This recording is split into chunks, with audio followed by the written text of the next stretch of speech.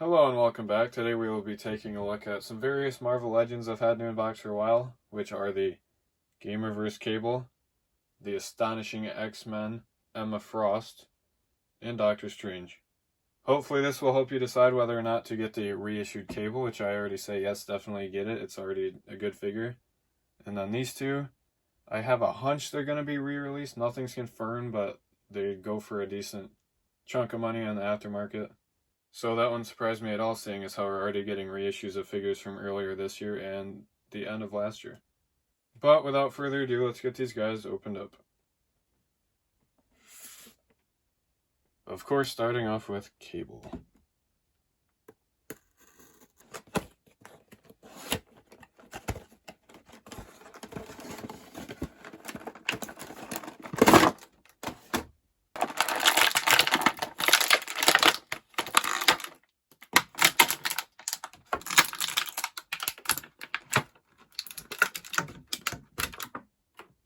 So here he is at a box for accessories. He comes with, of course, the Zabu Build-A-Figure piece, which it's actually really articulated.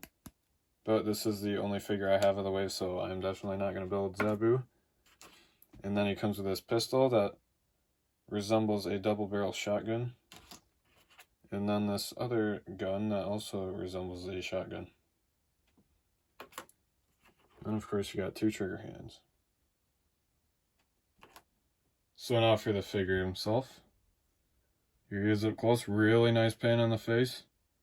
You can see the scarred eye right there. Nice sculpt all around. I'm pretty sure this entire body's reuse.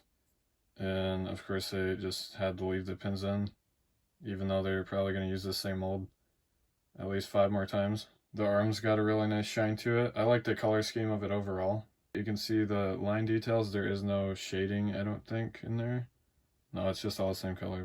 For articulation, not much side to side in the head, but he does go that far up, that far down. His arm goes up about that much. Swivel double joint, which doesn't get that far because of how swole his muscles are. And then you got a hinge at the hand. This is just an overlay, a loose piece. So it's actually pretty tight. Of course the pins make the arm a little flimsy. This arm has a lot more, it sounds like a ratchet. It clicks a lot more when you move it. So that's as far up as that can go. Swivel double joint. It's pretty tight. And yeah, you can definitely not get that much movement out of it. Yeah, I'm sure you can, but you definitely gotta heat that up rather than just using brute strength. And for his torso, there is a cut right there, so goes that far forward, that far back. You can hear it clicks a lot. And then of course they were clever about the way they did this, and they just put a little nub of the belt right there, and then they made the rest of it just tuck right under, which is very nice. There is a swivel at the waist. There's a thigh swivel. This part of this joint is very smooth, and that kind of gets in the way a tiny bit. There is a calf swivel, and then really good foot articulation. Really nice side to side.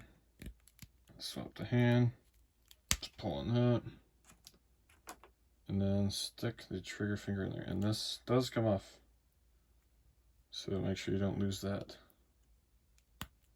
And pop that one right in.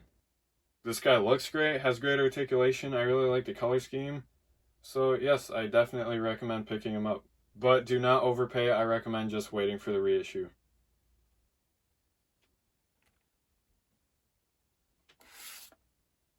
And now for Doctor Strange.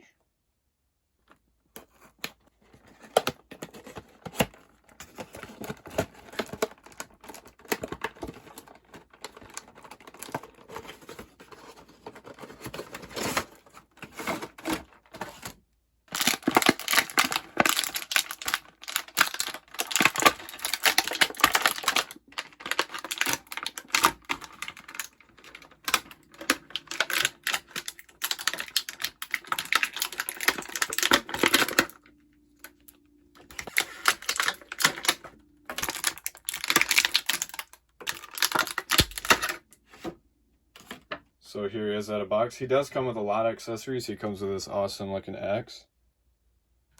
This same little artifact that you do see in the Spider-Man 2 Insomniac game. That does actually come painted with the Gamerverse Black Cat figure. Of course, you gotta have the magic effects.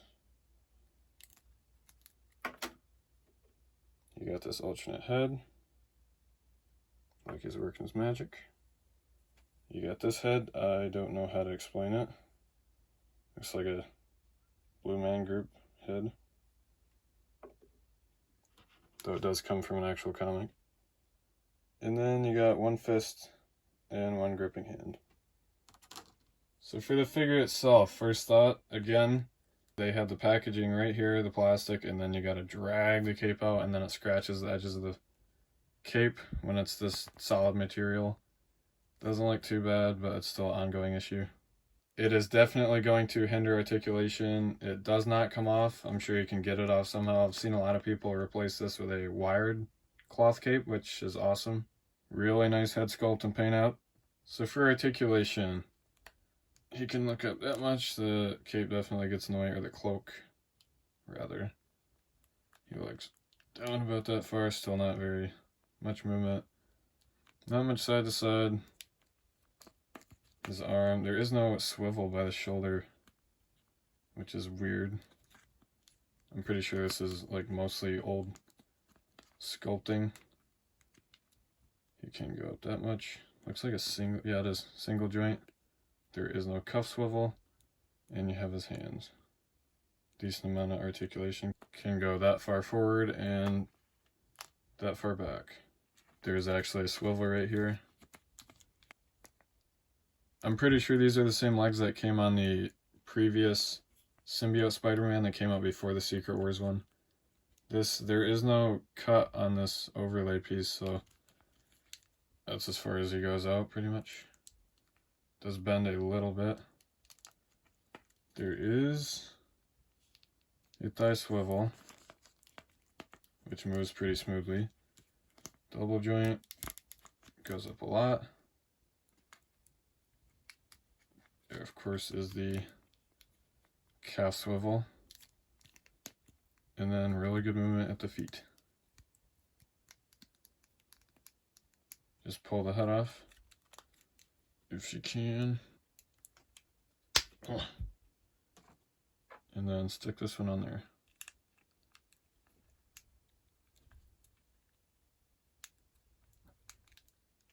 It went on there, but for some reason it didn't make a popping noise, but that's what it looks like. I've seen a lot of people actually use that as a Tony Stark head.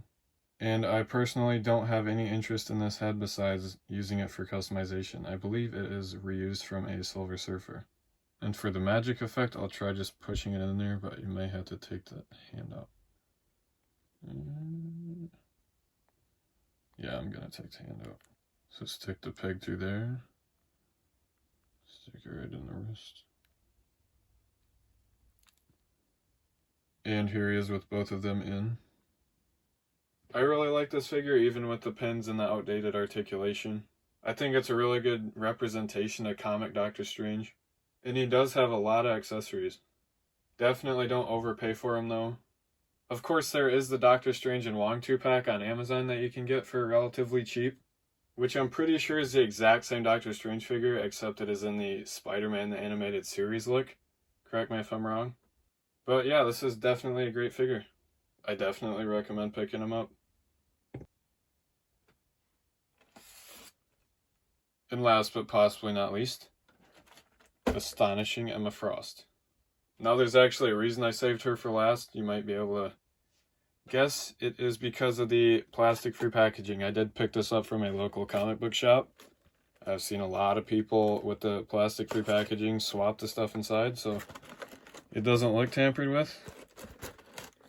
But we'll see if I actually just got lucky, because I found her for only 25 bucks. And here's the moment of truth.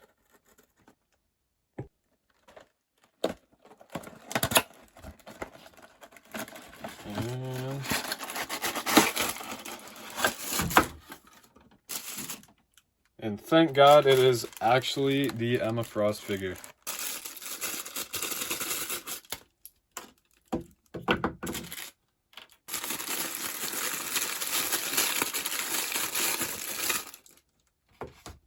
The thought didn't even cross my mind when I was buying it. And watching more and more videos started making me a little more and more nervous, so sure enough, guess I just lucked out. So here she is out of box. For accessories, she comes with this Chod Build-A-Figure piece. And then an extra hand of each pair that she already has in. A pair of fists, and a pair of either just open palms or magic wielding hands. So for the figure herself, really nice paint on the face. You can see a really nice whitish kind of wash on her hair. This is definitely going to get in the way of movement. You can see it's only attached at those two parts and then it wraps all the way around. No other connection points except it does pin in the back right there. So that helps it stay in place. I kind of wish they would have done that in cloth. Even though no one has, really never would have. I'm not sure how much of this is reuse. I just know that they're making a Target exclusive crystallized version of her, which is awesome. You can swap the hands.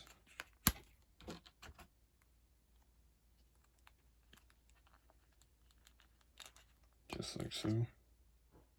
So for articulation, you can already tell this is going to be horrible. The hair is molded to perfectly fit the body, so next to no movement at all there.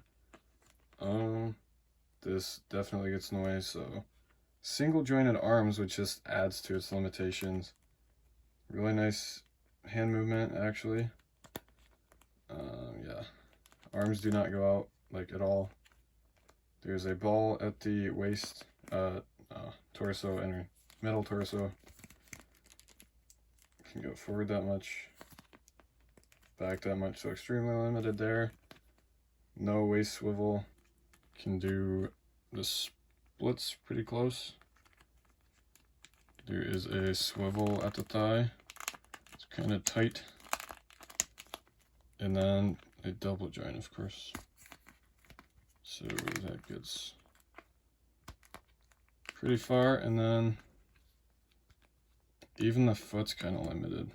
Well, yeah, for high heels, it's actually pretty good. Yeah, it's actually a decent amount of movement. And once again, this is the only figure from this wave that I got, so this Build-A-Figure piece is going straight to the bin. I am glad that I got her, especially for the price I paid. I've seen her go for like $40 plus, which is absolutely insane. Whatever you do, do not pay that. I mean, in the end, it's up to you, but that would definitely not be a smart decision. She looks really good. She is definitely a really good representation of a comic Emma Frost. Even if she had great articulation, I doubt I'd have her in any pose that wasn't similar to this. And even then, the plastic clothing piece would still definitely get in the way. So I'm pretty happy with her. She is going to be my definitive Emma Frost figure. Especially since the only alternative for a modern figure would be the new X-Men 97 version, which I really do not care for. So I am happy to add her to my collection, and I would suggest you do the same as long as you do not overpay. I am very happy to add these three figures to my collection. Cable's articulation is awesome, but it does really suck that Doctor Strange and Emma Frost's articulation sucks. Though I do think all three of these figures are really unique, at least in terms of looks and color scheme. But these are going to be my definitive comic versions of each of these characters. Though I might just have to pick up the crystallized version of Emma Frost, which I believe is a Target exclusive coming out sometime next year. I think it's around February. Correct me if I'm wrong. And speaking of Target, I did actually just receive in the mail today the new Target exclusive Mystique and Storm figures, so keep an eye out for that review. And I still do have plenty of other X-Men figures to review. So, as always, thank you for watching, happy hunting, and I'll see you in the next video.